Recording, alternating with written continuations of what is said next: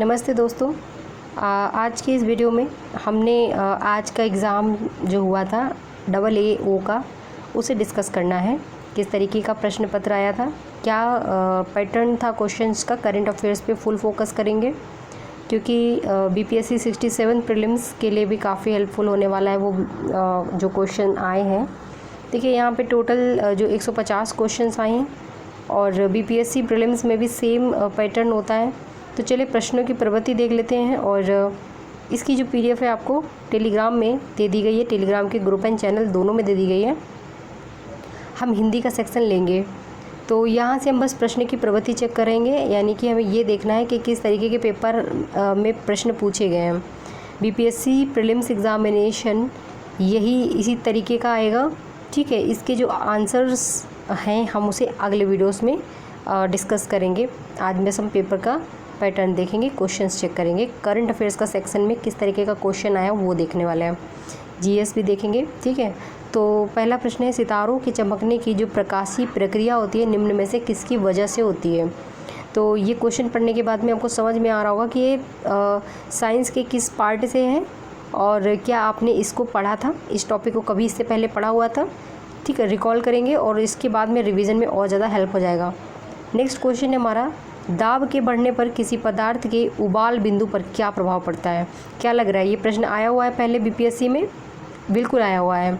तो इससे जो है हमें काफ़ी आसानी रहेगी कि दोबारा से जो एग्ज़ाम हमारा हो रहा है री एग्ज़ाम, उसमें क्या प्रश्न पैटर्न हो सकता है। CDPO का पेपर भी हम लोगों ने देखा था, ठीक है। BPSC 67 का जो हुआ था रद्द एग्ज़ाम वो भी देखा था।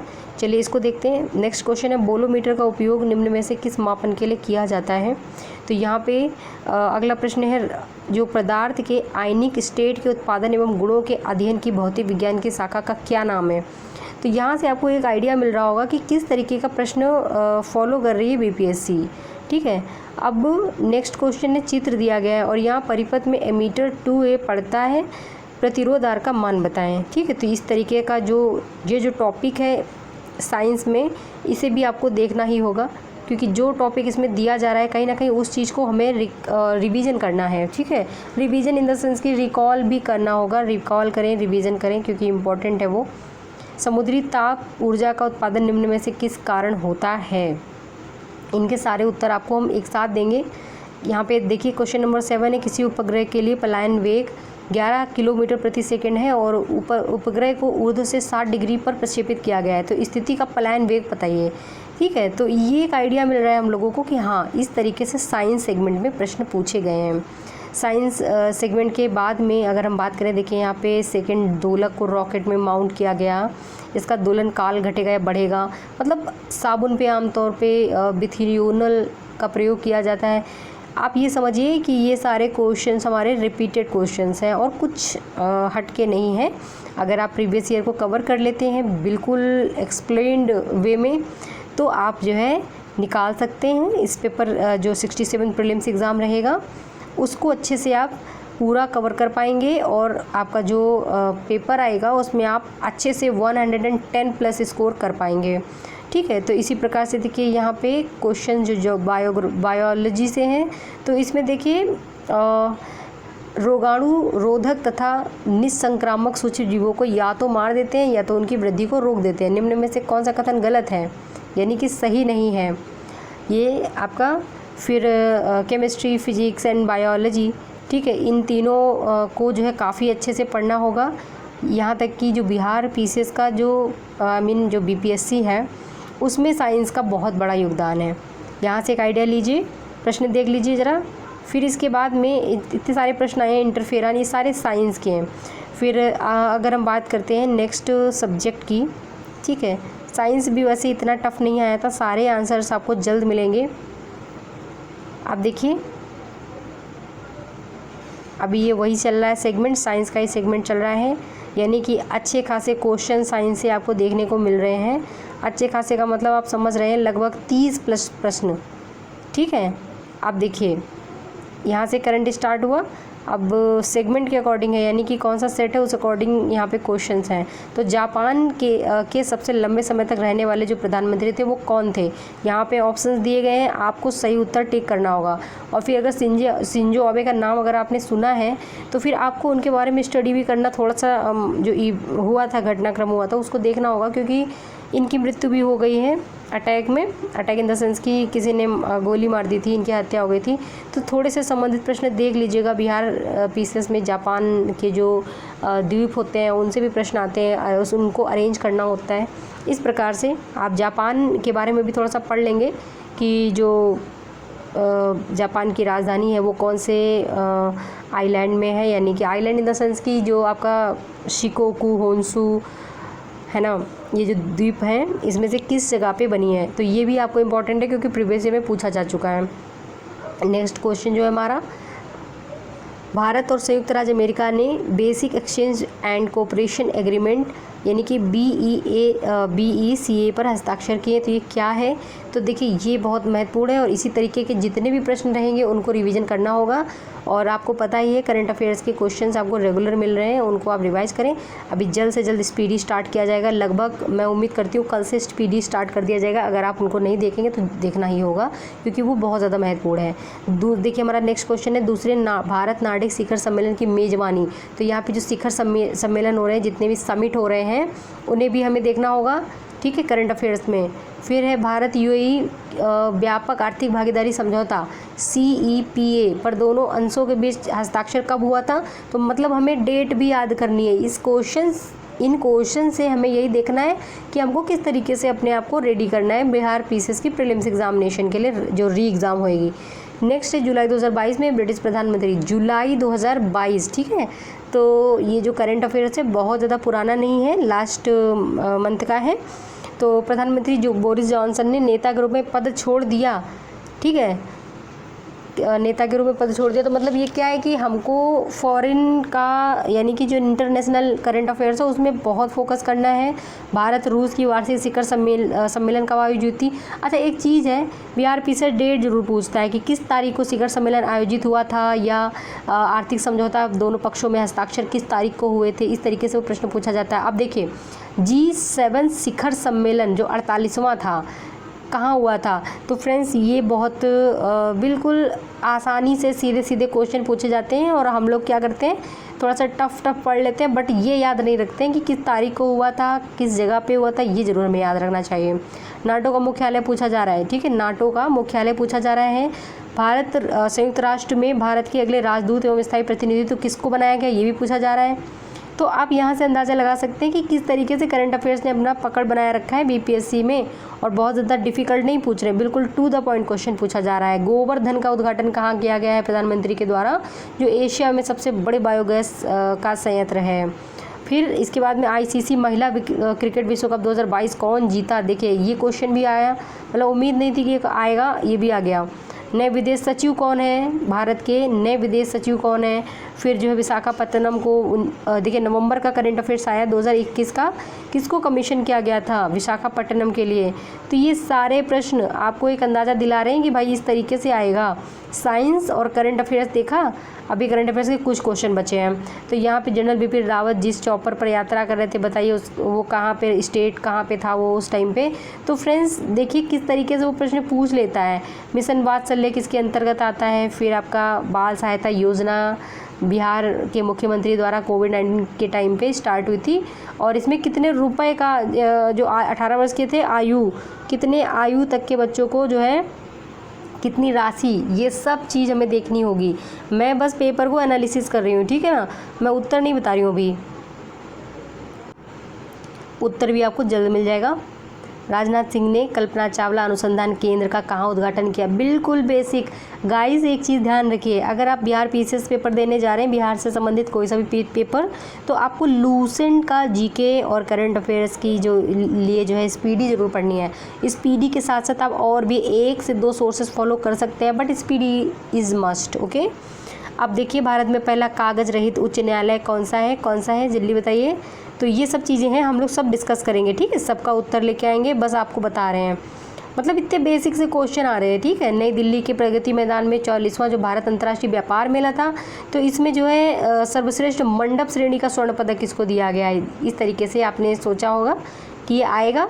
कहीं ना कहीं बहुत सारे बच्चों ने सोचा होगा कि प्रीवियस तो पूछेंगे ही नहीं, प्रीवियस का छोड़ दो, 21 का छोड़ो, बस 22 का ही पढ़ते हैं। नहीं, 21 का भी देखना होगा। सरकारी थिंक टैंक नीति, ये सब देखिए फ्रेंड्स इस तरीके का आया। करंट अफेयर से भी अच्छे खासे प्रश्न पड़े हैं, आप खुद से ही देख लो, ठीक है। लगभग 35 प्लस इसमें भी क्वेश्चन है हमारे। अब बात करते हैं अगले सेगमेंट की। अगले सेगमेंट में क्या है, तो फ्रेंड्स यहाँ से स्टार्ट हो गई हिस्ट्री। तो हिस्ट्री में देखिए अशोक ने त्रिरत्न में अपना विश्वास प्रकट किया है, तो किस शिलालेख में किया है। फिर आपको इससे संबंधित बौद्ध धर्म, जैन धर्म, मौर्य साम्राज्य सब पढ़ना है। एक आइडिया मिल रहा है ना आपको कि इन क्वेश्चंस को देख करके हमें कौन से टॉपिक रिवाइज कर लेने हैं। प्लीज़ आप ऐसा करें। किस अरब यात्री ने राष्ट्रकूटों के महत्व का व्यापक रूप से वर्णन किया है, तो आपको ये भी देखना होगा थोड़ा सा। आयुर्वेद के प्रसिद्ध ग्रंथ अष्टांग हृदय के रचनाकार बताएं कौन से हैं। दिल्ली सल्तनत पढ़नी पड़ेगी। लाख बख्श किसको कहा जाता था, तो अगर आप कुतुबुद्दीन ऐबक को पढ़ रहे हैं तो आप इसके साथ साथ जितने भी लोग थे उनको पढ़ेंगे, जल्दी जल्दी रिवीजन करेंगे। एक मेरे कहने का मतलब ये है। अब नालंदा ताम्र लेख में किस गुप्त शासक, तो यहाँ पे आप गुप्त शासक के बारे में पढ़ लेंगे जल्दी से। दिल्ली सल्तनत में ये दिल्ली सल्तनत को समझेंगे और फिर कुछ चीज़ें पढ़ लेंगे कि दारुल सफ़ा क्या है, किसने स्टैब्लिश किया था, किस लिए था। फिर आपको जो है सैन्य विभाग को क्या कहते थे। आप यहाँ से थोड़ा थोड़ा फटाफट से अगर आप लूसन उठाएंगे ना, तो आप वहाँ पे देख पाएंगे कि कितनी आसानी से चीज़ें दे रखी हैं। भारत अभी मध्यकालीन का देखिए, सिराज ए मशरिफ, पूरब का सिराज किसको कहा जाता था, है ना, जौनपुर। तो बक्सर युद्ध में अंग्रेजी सेना का प्रधान सेनापति कौन था। फिर जो है मुग़ल सम्राट ने जंजीर अदली नामक न्याय की घंटी कहाँ किसने लगवाई थी। यहाँ पे देवबंद स्कूल से कौन नहीं जुड़ा था। भारत फ्रेंड्स, ये अगर आप प्रीवियस ईयर के क्वेश्चन पेपर अच्छे से एक्सप्लेनेशन के साथ पढ़े होंगे तो आप उम्मीद कर सकते हैं कि 150 में से कहीं ना कहीं अगर आपने व्याख्या भी पढ़ी है, प्रीवियस ईयर क्वेश्चन भी पढ़े। देखिए प्रीवियस ईयर क्वेश्चन पढ़ना अलग बात होती है, बट अगर आप उसकी व्याख्या भी पढ़ते हैं तो कहीं ना कहीं इनडायरेक्टली आप कम से कम 5 से 6 क्वेश्चन से ज़्यादा बना पाते हैं। तो अगर आपने पढ़ी होगी तो कम से कम इस पेपर में तो हम बता सकते हैं आपको 80-85 प्लस आपने बना लिया होगा, ठीक है। बाकी मैं और देखती हूँ। तो इस तरीके से देखते हैं आगे। निंदा ब्रह्म समाज ने नहीं की थी, किसकी निंदा नहीं की थी, ये थोड़ा सा नया लग रहा होगा। और भारतीयों के लिए जो है भारतीयों के लिए ये नारा किसने दिया था, ये भी थोड़ा सा नया लग रहा है। आगे देखते हैं। तो इसी प्रकार से फ्रेंड्स हमारा जो क्वेश्चन पेपर आया था ये इतना टफ भी नहीं था। अगर इस तरीके का बिहार पीसेस आ गया तो वाकई में बहुत अच्छा स्कोर होगा, ठीक है।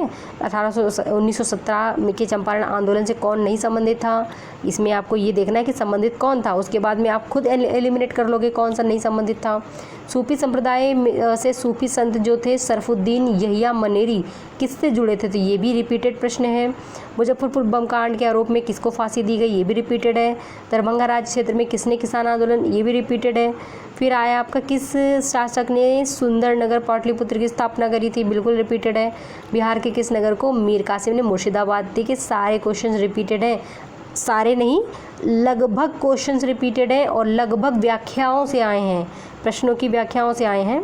बकास्त आंदोलन कब शुरू हुआ था, सिकंदर के भारत के आक्रमण समय मगध का शासक कौन था। सारे प्रश्न बच्चों वाले जो मतलब सारे नहीं बट काफ़ी सारे प्रश्न ऐसे हैं जो अगर आपने अच्छे से रिवाइज करे थे, प्रीवियस ईयर देखे थे, उनकी व्याख्या देखी थी तो आप अच्छे से कर पा रहे थे। और आपका जो स्कोर 150 क्वेश्चन होते हैं ना, तो कम से कम गिरी से गिरी हालत में आप 115 प्लस करके ही आएंगे, है ना। चलिए आगे देखते हैं। तो सबसे पहले सूर्यास्त का अनुभव कौन सा देश करता है, ये भी आप समझ लें। फिर इसके बाद में खैबर दर्रा जो है निम्न में से किन शहरों को जोड़ता है, यहाँ पे भी आप देखेंगे। अफगानिस्तान किस देश के साथ सबसे लंबी अंतर्राष्ट्रीय सीमा बनाता है, और आप यहाँ पे मैप देखेंगे अफगानिस्तान का, साथ साथ आप इंडिया का भी देखेंगे, इंडिया के साथ में कितने देश जुड़े हुए हैं। और बिहार का मैप देखेंगे, इसमें पटना कितने जिलों के साथ सीमा साझा करता है, ये भी समझने वाली बात होती है, क्योंकि कोरिलेशन आएगा ना तो सारा चीज़ हो जाएगा। फिर यहाँ पे आपका जो है ये स्टार्ट हो गया, फिर आपका जियोग्राफी स्टार्ट हो गया, ठीक है।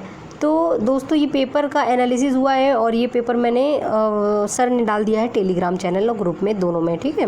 गंगा नदी के द्रोणी प्रवेश का भाग बताएं कितने राज्यों से होकर गुजरती है, तो 5 राज्य हो जाएंगे। फिर इसी प्रकार से तैरती हुई ये आपका जो है करंट अफेयर्स का प्रश्न हो जाएगा। इस तरीके से देखा जाए तो ज्योग्राफी के क्वेश्चन भी आसान आए हैं, और जिस तरीके से लास्ट में ज्योग्राफी के क्वेश्चन आए थे, पॉलिटी के क्वेश्चन आए थे बीपीएससी में, उससे तो थोड़े ठीक लग रहे हैं। बिहार स्पेशल में देखिए सर्वाधिक भूकंप का सर्वाधिक तीव्रता वाला क्षेत्र कौन सा है बिहार का, तो यहाँ पे भी आप देख सकते हैं, एलिमिनेट कर सकते हैं। इसके बाद में नदी द्रोणी में से किसका क्षेत्र सबसे कम है, तो बता सकते हैं यहाँ पे आप। फिर जो है आपको आगे देखा जाए तो इसी प्रकार से बहुत लंबा वीडियो हो रहा है फ्रेंड्स, आप जल्दी से देख लें इसमें टेलीग्राम में जा कर के। बाकी वीडियोस मैं आपको जल्दी लेकर आऊँगी इसका आंसर सही, ठीक है, जल्दी मिलेगा आपको। और बहुत अच्छे प्रश्न हैं, अगर आपने इनको सॉल्व करा तो ये समझ लें आप कि बिहार पीसीएस की प्रीलिम्स एग्जाम में आपको काफ़ी राहत मिलेगी। इसका आप प्रिंट निकलवा लें, ठीक है, पीडीएफ जो है प्रिंट के रूप में जीरोक्स निकलवा लें इसकी, इसको सॉल्व कर लें और फटाफट से इसको रिवाइज कर लें, जैसा आपको सही लगे भाई, है ना। चलिए, तो ये हमारा पॉलिटी का सेगमेंट स्टार्ट हो गया। पॉलिटी का भी सेगमेंट काफ़ी आसान आया है। राष्ट्रीय महिला आयोग के अध्यक्ष किसको बनाया, किसके द्वारा बनाया गया था। फिर राजनीतिक दलों का पंजीकरण निम्न में से किसके प्रावधानों के अनुसार किया जाता है, यहाँ पे प्रावधान दिए गए हैं। फिर लोकसभा विधानसभाओं के लिए एंग्लो इंडियन के नामांकन के प्रावधान को समाप्त करने के लिए किस तारीख को विधेयक की मांग की गई थी। देखिए ये भी प्रश्न आ गया, तारीख पूछी जा रही है, मतलब इतना पुराना क्वेश्चन कौन पूछ सकता है, ध्यान रखिएगा। इसके बाद में अगर हम बात करें अदर जो क्वेश्चन है हमारे, इस तरीके से आप सारे क्वेश्चन देख पा रहे होंगे, ठीक है। चलिए मिलते हैं अगले वीडियो में। बहुत लंबा वीडियो हो रहा है और सिर्फ एनालिसिस में इतना सरल समझ आ रहा है। काफ़ी ठीक पेपर आया है, ठीक है, ठीक पेपर आया है, कठिन नहीं बोल सकते इसको, अच्छा पेपर आया है। मैं ये बोलूँगी पेपर अच्छा आया है। एक्चुअली होता क्या है ना कि ज़्यादा आसान पेपर आ जाता है ना तो इंसान सिली मिस्टेक कर देता है, कन्फ्यूज़न हो जाता है। जब सरल पेपर आता है तो कन्फ्यूज़न हो जाता है। एग्ज़ाम हॉल में पेपर देना आसान है कि बाद में जो इंसान दे ही नहीं रहा है उसको देख करके क्वेश्चन बोलना, अरे बहुत अच्छा है, सरल है, ये आसान है। तो ज्ञान देना आसान है, जैसे मैं दे रही हूँ, है ना, कि पेपर अच्छा है, बट जो इंसान वहाँ पे जाके दे रहा था उससे पूछिए, उसको समझ में आ रहा है उसने कितनी सिली मिस्टेक कर दी, कितनी गलती से गलत हो गए, कितना टाइम के मैनेजमेंट में नहीं बन पाया। कितनों को तो बहुत देर में कॉपी किताब मिला, मतलब जो OMR है या फिर बुकलेट है, कितनी देर में मिला होगा, और इसी वजह से आज हंगामा भी हुआ था वहाँ पे, है ना। तो ये सारी चीज़ें हैं फ्रेंड्स। और यहाँ पे देखिए बड़े अच्छे प्रश्न आए हैं, मैं सीरियसली बोल रही हूँ, काफ़ी अच्छे प्रश्न आए, क्योंकि इंसान जब प्रेशर में नहीं होता है ना तो अच्छे से समझ पाता है। अभी हम तो देख रहे हैं इधर तो हमको अच्छा लग रहा है, बट ऑफ कोर्स वही बात हो गई कि अगर आप वहाँ होते तो समझ में आता, बट फिर भी थोड़ा सा काम डाउन होके अगर काम करा जाए तो हो जाता है, ठीक है। अब देखिए यहाँ पे क्वेश्चन आए मैथ के, बिल्कुल हूबहू वही पैटर्न है जो बिहार पीसीएस का पैटर्न है। 10 क्वेश्चन आपके मैथ में आए हैं। डन, फिनिश, ठीक है। मिलते हैं अगले वीडियो में आंसर के साथ में। ध्यान रखिए अपना, पढ़ते रहिए, और मैं बस इतना ही बोलूँगी कि पढ़ाई करते रहिए, ध्यान रखिए अपना। जय हिंद।